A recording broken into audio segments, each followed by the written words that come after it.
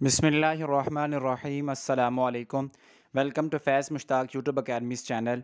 Respected viewers, Punjab public service commission के full commission ने different jobs के लिए जो टेस्ट कंडक्ट होता है उसकी पॉलिसी के अंदर एक बहुत बड़ी तब्दीली अनाउंस कर दी है और उसका बाकायदा नोटिफिकेशन पीपीएससी ने अपनी वेबसाइट के ऊपर जारी कर दिया है।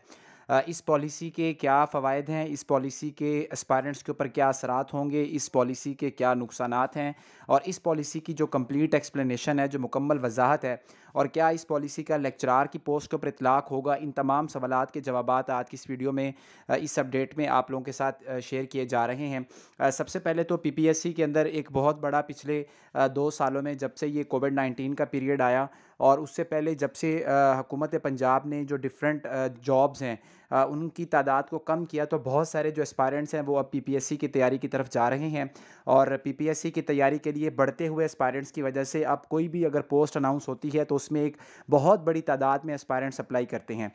तो पीपीएससी ये समझता है कि जब बहुत बड़ी तादाद अप्लाई करती है तो उनके लिए टेस्ट को मैनेज करना और फिर टेस्ट को कंडक्ट करना और सारे प्रोसेस को टाइमली कंप्लीट करना एक मुश्किल मरला होता है। तो इन मसाइल को मद्देनज़र रखते हुए पंजाब पब्लिक सर्विस कमीशन ने अब ये एक नई पॉलिसी अनाउंस कर दी है तमाम पोस्ट के ऊपर टेस्ट जो कंडक्ट होंगे उनके लिए।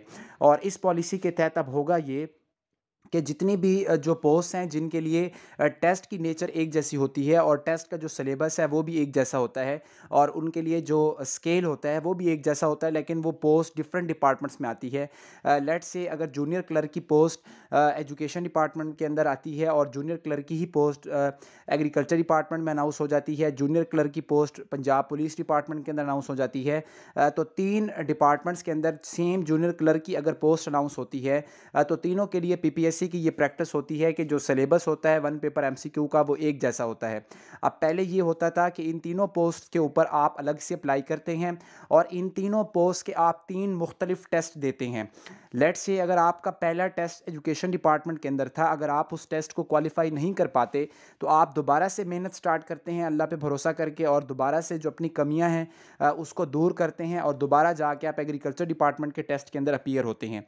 और लेट्स से अगर आप उसके अंदर भी फेल हो जाते हैं तो आप थर्ड चांस अवेल करते हुए, क्योंकि एक और डिपार्टमेंट में पोस्ट आई पड़ी है, तो आप पंजाब पुलिस का जूनियर क्लर्क का टेस्ट देते हैं और वहाँ पे आप कामयाब हो जाते हैं तो फिर आपका आगे प्रोसेस स्टार्ट होता है। लेकिन अब पीपीएससी ने ये सिस्टम ख़त्म कर दिया है। अब सेम जो स्केल की पोस्ट होंगी जिनका सिलेबस और पैटर्न एक जैसा होगा उनको पीपीएससी ने एक क्लब बना दिया है। यानी अब उन तीनों पोस्ट के ऊपर अगर आप सेम पीपीएससी आपको कहेगी कि आप इन तीनों पोस्ट के ऊपर एक ही टेस्ट दें और अगर वो टेस्ट आपका क्वालिफाई हो जाता है तो फिर पीपीएससी आपको उन तीनों डिपार्टमेंट्स की सीट के ऊपर इंटरव्यू के लिए कॉल करेगा। लेकिन अगर आपका वो टेस्ट फेल हो जाता है तो वो ना सिर्फ उस डिपार्टमेंट के लिए फेल होगा बल्कि जो बाकी 2 डिपार्टमेंट्स हैं उनके लिए भी फेल समझा जाएगा।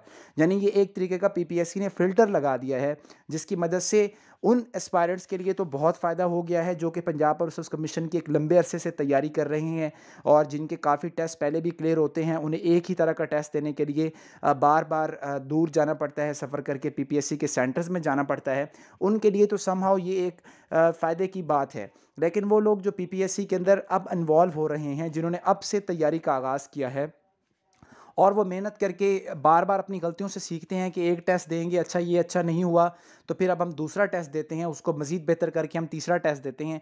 उनके लिए अब ये काफ़ी परेशानी हो गई है। अब उन्हें सिर्फ़ एक ही टेस्ट देना पड़ेगा और अगर उसमें वो क्वालिफ़ाई करेंगे तो फिर बाकियों में भी करेंगे। अगर एक टेस्ट में फ़ेल हो जाएँगे तो बाकी तीनों टेस्ट के लिए भी फ़ेल समझा जाएगा। ये पीपीएससी की आज की बहुत बड़ी एक नई पॉलिसी है जो कि एस्पायरेंट्स के लिए अनाउंस की गई है, जिसके फ़वाइद भी मैंने आपको बता दिए हैं और जिसके असरात भी मैंने आप लोगों के साथ शेयर कर दिए हैं।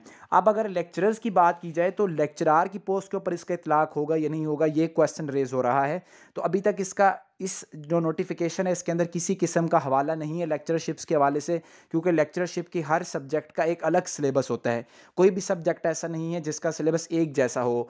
चाहे कि आप 2 मुख्तलिफ सब्जेक्ट्स में अप्लाई कर सकते हैं इक्विवेलेंट डिग्री के हिसाब से, लेकिन फिर भी उनका अपना हिसाब होता है टेस्ट का, उनके अंदर इतनी ज़्यादा मुमासरत नहीं होती, इसलिए लेक्चरारशिप की किसी भी पोस्ट के ऊपर इसका इतलाक़ फ़िलहाल नहीं होगा।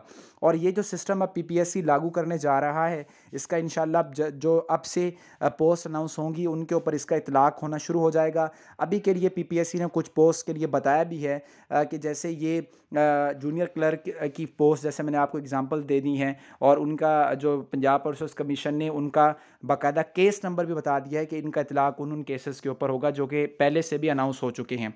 तो जूनियर क्लर्क की तमाम पोस्ट के ऊपर, इसी तरीके से जो रिमोट सेंसिंग की पोस्ट हैं उनके ऊपर, और इसके साथ साथ अगेन फिर जूनियर क्लर्क की कुछ पोस्ट हैं 11वें स्केल की, असिस्टेंट की जितनी भी पोस्ट हैं। पहले तो ऐसे होता था कि असिस्टेंट की पोस्ट के ऊपर हम लोग अप्लाई करते थे, एस्पायरेंट्स अप्लाई करते थे, और उसकी वजह से पीपीएससी उनका अलग अलग टेस्ट देता था। जैसा कि आपको नज़र आ रहा है अब असिस्टेंट साहिवाल बोर्ड का, इसी तरीके से असिस्टेंट एनर्जी डिपार्टमेंट का पेपर रहता है, रिसर्च असिस्टेंट का एक पेपर रहता है बिल्डिंग एंड वर्क्स डिपार्टमेंट में, एडमिन असिस्टेंट का पेपर पड़ा हुआ है पंजाब एग्जामिनेशन कमीशन में, असिस्टेंट का 22 डीजी खान का पेपर पड़ा हुआ है, असिस्टेंट का बोर्ड ऑफ रेवेन्यू का पेपर पड़ा हुआ है, रिसर्च एसोसिएट का पेपर पड़ा हुआ है।